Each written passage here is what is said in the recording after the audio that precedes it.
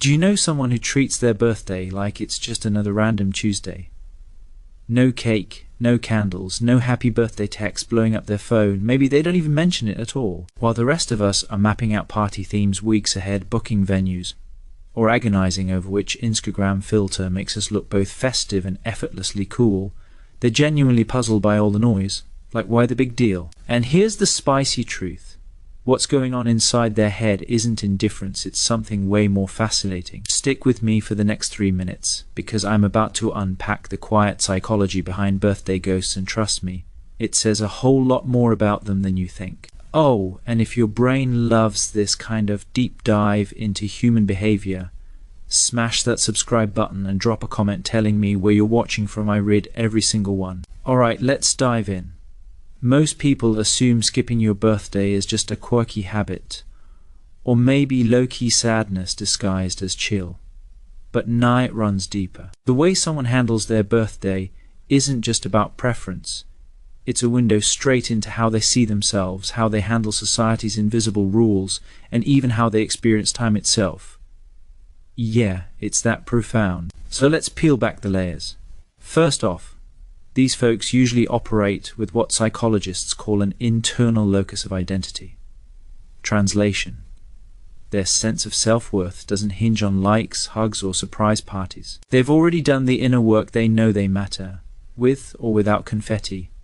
Think about it, birthdays in our culture are basically social receipts.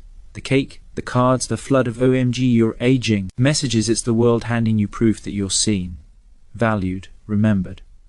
But for the birthday skippers, that validation is already baked into their bones.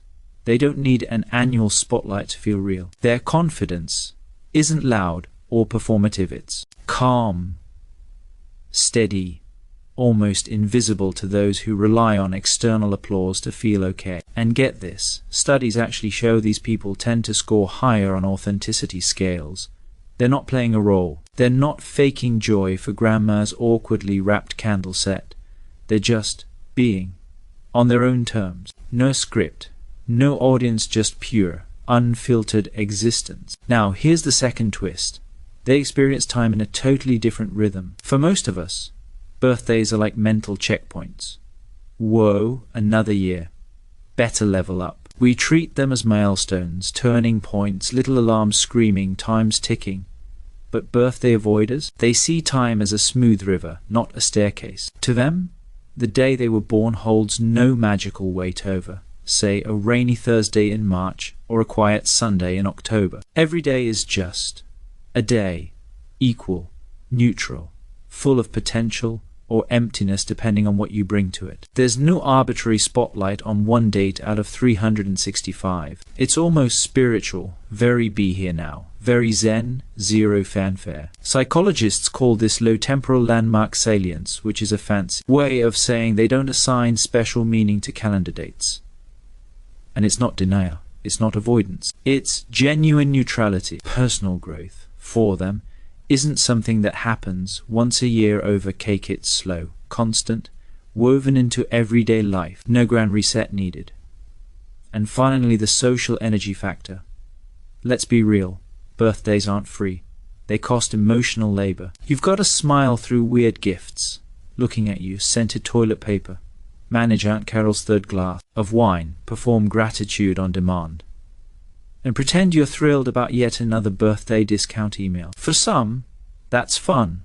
For others, it's exhausting theater. People who opt out often have high social selectivity, which doesn't mean they hate people. It means they're fiercely intentional about where they spend their social energy. They've got a limited budget for small talk, forced cheer, and obligatory interactions, and they'd rather invest it in real, raw, meaningful moments. Skipping their birthday isn't rejection.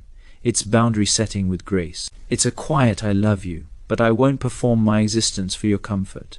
And honestly, that's not cold. It's psychologically mature. It's self-aware. It's healthy. So, if you're the type who wakes up on your birthday, makes coffee, and goes about your day like nothing's different, you're not broken. You're not lonely. You're not missing out. You're wired for internal validation, fluid time perception, and selective, soulful connection. And that's not just valid, it's quietly revolutionary. If you crave more insights, like this psychology that cuts through the fluff and lands with a holy crap, that's me. I drop fresh, no BS breakdowns every week in my newsletter. Links in the description. No hype, no filler, just clear, spicy truths about why we do what we do. Trust me, your future self will thank you for clicking.